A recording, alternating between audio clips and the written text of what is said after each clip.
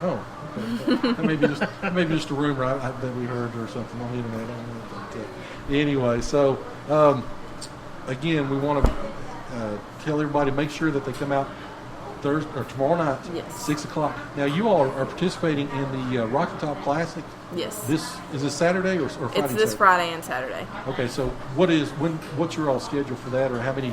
I think we're playing 3 games on Friday, and then Saturday we play 2 for sure. And then if you keep winning, you keep going on, and then we'll come home Sunday. What time do you start on Friday?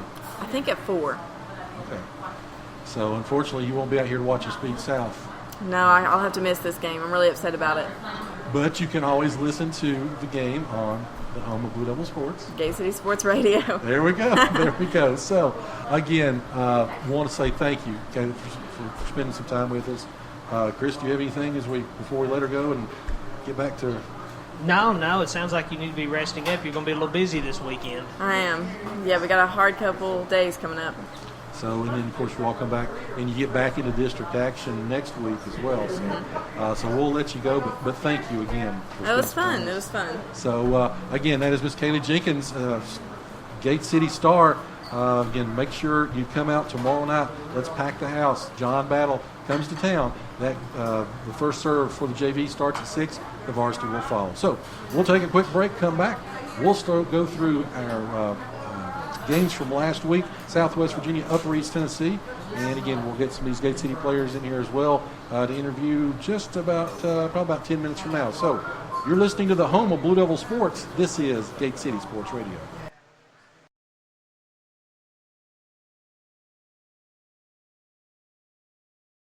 Dedicated to a lifetime of serving others, Maria Calabro continues her pledge to help the residents of Scott County as she is running to become supervisor in District 2 this November. Proudly calling Scott County home all of her life, Maria has studied, worked, and gained valuable experiences by helping not only those in our area, but all across the country and even the world. Maria looks to put her wealth of knowledge and experience to work for Scott County to build infrastructure, create jobs, and help make Scott County a better place to live, work, and raise a family. This November, the candidate in District 2 you need to know is Calabro. Please follow her on Facebook and support her in the general election. Paid for by Maria Supervisor.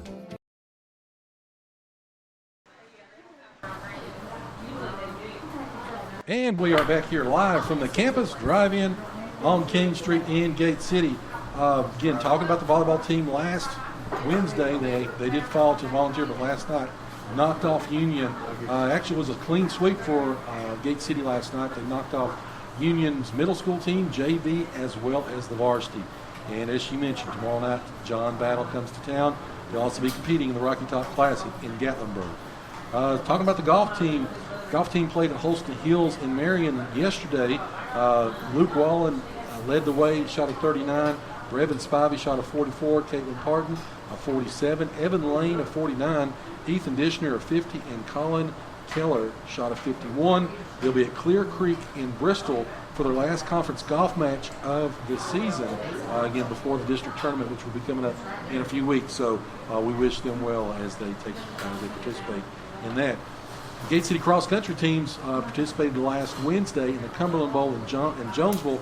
Suzanne Moore won the girls varsity division, while Ethan Dingus claimed the middle school title. But guess what, Mr. Christopher? They were in Wise today for the Veldon Dotson Park in Wise.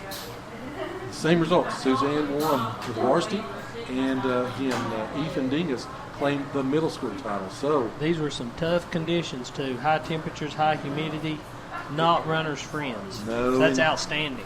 So again, cross country, really they're starting to build those programs pretty well. And of course the golf team's played extremely well this season. Well, Joe, I don't know if those scores weren't that great. I mean, if you add all them up, they're still not equal to my score. Well, I usually, I'll brag on myself a little bit. I've been shooting in the probably low to mid, 180s, 190s. Well, you need to go out with me. I can show you how to break 200. All righty. So on that happy note, again, I want to say thank you to everybody listening to us tonight, from wherever you may be and however you may be listening to us. last Friday night for the ball game, we had listeners in Florida, Texas, Louisiana, South Carolina. We were in 4 countries. And again, we came in a little over 2,000 total listeners. So again, I want to say thank you to everybody who listened to us. So with that said, Chris, Northeast Tennessee last week, we saw some pretty good football games, saw a few surprises. Take us through the slate. Okay, Joe. Well, we'll start with, first of all, in my opinion, the biggest game of Northeast Tennessee last week. The Dobbins Bennett took Knox Bearden to the woodshed. DB won 39-14, which honestly surprised me. I thought Bearden was going to pull that one out. But the Indians piled up 323 rushing yards compared to 8 for Bearden. 8 yards. 8 yards. Dobbins Bennett's defense is just impressive this year. Their senior linebacking core is shutting everybody down right now. Tyler Tesner carried 20 times for 163 yards and 2 touchdowns. Philip Armitage also, though, had 105 yards and 2 touchdowns also. DB's off this week. Hardin Valley's coming to town next Friday for homecoming. Homecoming in Kingsport. Yep. Then the next game I wanted to mention really quickly, Crockett beat Volunteer 48-19. However, the Crockett's coach, Hayden Chanley, was not pleased with their effort. I'll just share the quote with you. He said, "I was disappointed in the effort. I was disappointed in the way we played and the way we handled ourselves. I said in our pregame last week that I wondered if Crockett might not have a little bit of a letdown, and apparently they started out that way, after throttling Science Hill the way they did. But senior quarterback Cade Larkins, he continued to impress me. He had 269 yards passing, 5 touchdowns, 3 incomplete passes in the second half. He was slacking. Volunteer had 134 rushing yards, and their quarterback Garrison Barrett was 11 of 17 for 99 yards and 1 interception. This week, Crockett goes to Webb. Volunteer hosts Solomon East for homecoming, and I believe Tanner told us he's going to be at that game. Yes, indeed. Another game, and maybe I'm reading too much into this, but Science Hill did beat Hardin Valley 52-14. This was the Hilltoppers' first win of the season.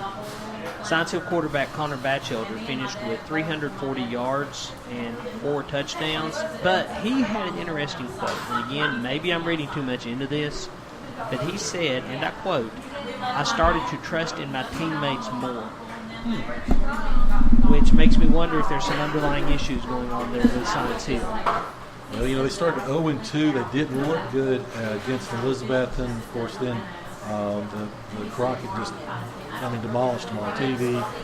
Yeah, Well, he didn't elaborate with that quote, but I'm wondering, if he's not trusting his line, then the line, I don't think, is going to be blocking hard for him. You've got to, if you don't have that trust, I wouldn't go out and admit it publicly. Yeah. So I don't know. Again, maybe I'm reading too much into that. Cherokee, though, they continued to surprise me. They beat Morristown East 27-23, and East is almost always a really good team. It'll be interesting to see how far Cherokee goes with this. Colin Trent, he had the knee injury last year. He played, I think, 5 plays or something like that. Again, he's back this year. Cherokee, which of course beat Sullivan South that we see this week in a back-and-forth game at Death Valley, 32-30. So, again, the Chiefs could be for real. And, of course, they've got some pretty tough teams coming up as well. So, interesting to see what happens with them. Well, Elizabethton was all over Sullivan East, 63-9. That's about what we expected. But early on, East did kick a field goal, and the score was 7-3. That was about it. The end. Betsy quarterback, he's a freshman. Bryson Rollins threw for 4 touchdowns. But the score was 21-3 halfway through the first quarter. So I've got a feeling that a lot of subs in Elizabethton got some quality minutes in that game. And the other game of note I wanted to share with you all, Tennessee High 35, Daniel Boone nothing. That game really surprised me. But Charlie Cole's absence was definitely felt Friday night for the Trailblazers. And it's not just him. The injury bug has bitten Boone hard. They had a lot of promise at the start of this season, and it's kind of all gone down the drain here in the last week or so. Besides Cole, running back and linebacker Devin White didn't play. His thumb is in a cast. They're also missing lineman Chandler Masters. But I thought something kind of interesting happened at the start of the second half of this game. Jaden Keller returned the opening kickoff of the second half, 97 yards, but did not score. Okay. He was tackled at the 2-yard line. Of course, 2 plays later, Tennessee High punched it through to make it 21-0. But still, it's kind of interesting. Someone takes a kickoff that far, you think they're going to the house with it. Like a little chicken. That'd been me. That'd be my moment of glory, and just down the sideline, and somebody would catch me. So, Well, it was someone's moment of glory for running him down, though, too. And then this week, Tennessee High goes to Virginia High. Huge rivalry there. game, I guess. And I think WCRB is covering that one. That will be their game of the week as well. And I had kind of circled this as being a potentially really good game with lots of playoff implications. Boone goes to Elizabeth. But now, with Boone as decimated as they are, I got a feeling this is going to be a pretty easy game for Elizabeth. Oh, my goodness. So, I think we've got some Gate City players coming in really quick. We'll hit Southwest Virginia. Wise Central 60-21 over Lebanon. Jill Howey knocked off J. Albert 45-24. Graham 45-0 over Tazewell. Castlewood upset Honaker at Honaker 26-24. Holston beat the brakes off of Twin Springs 43-6. Curley beat Rye Cove at the Cliff 37-6. John Battle and Virginia High went back and forth in a very good football game. John Battle got the edge and got the win 12-7. Patrick Henry, they're for real in the 1A division, 60-22 over Eastside.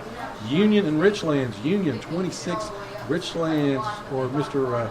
Forrest 3, and Ridgeview knocked off Shelby Valley 63-32. And as I look up, there's Blue Devils in front of me. Coach House, right? How's everything going first and foremost? It's going pretty good right now. So who you got with you here tonight? I've got Michael Calhoun, Austin Roberts, and Jacob Strong. Appreciate you gentlemen for spending just a few minutes with us. Great ball game the other night. Came up a little bit short in the end. Talk to us a little bit about your initial thoughts and about the ball game itself. Well, I mean, last couple of weeks, everybody's seen the kids are busting their tails and they're playing hard. And offensively, we're doing a lot of good things. Defensively, I have to do a better job. I mean, there's no reason we got a 7-point lead in the fourth quarter and I can't get these guys where they need to be able to get a stop when we need one. And that's solely on me, and it has nothing to do with them. I haven't done a good job, period. Well, as you look at the tape, Mr. Calhoun, you control that one side of the line. Abington couldn't do anything with you. Your thoughts, again, how have you sort of responded from that ball game? Has it built confidence for you as you get ready for Sullivan South this week? I mean, we just practiced, me trying to control them pulling and stuff, and just we worked as a team. And it didn't work out in the end. We got younger guys on the interior defensive line, but we're still working on it, getting our stuff right. Mr. Roberts, Mr. Strong, what your thoughts again from the ball game as a whole? Did you pick up some confidence again as you all took? A lot of people say they're the best team in Southwest Virginia. If they are, you all right there with them. Well, if we just do a better job controlling our gap there at the end, we'd have probably stopped them there towards the end. It's just more discipline, interior D-line. Just got to do a better job of it. I mean, we got to control our gaps, just like Strong said, but we just have to build off that one and go to the next one and work harder and just go bust our butts Friday night. Coach, overall health-wise, how are you right now going into the third game of the season? We're healthy. I mean, everybody's ready to roll, and, they've worked hard this week, and I've tried to do a better job defensively for these guys to help them out a little bit, so hopefully we're ready to go on Friday night. Well, Coach, I think you're beating yourself up, first of all. But secondly, I was looking at the stats for this game, and it looks like you all are doing a really good job of mixing things up and keeping the other teams off balance. You're running, basically 3 different people carrying the ball, then you're mixing in some deep throws, short passes. What's your kind of game plan that you want to share it with us coming into Friday night? I mean, what's the South weaknesses you're looking to exploit here? Well, Coach Reed's done a great job offensively. I mean, he has done – I can't say it enough. He's done a great job, and, he just keeps he's working hard, and these kids are working hard for him, and he's getting them in the right direction, and they're executing it. I mean, he's really done a great job, and these guys are grasping it, and they're on board with it. And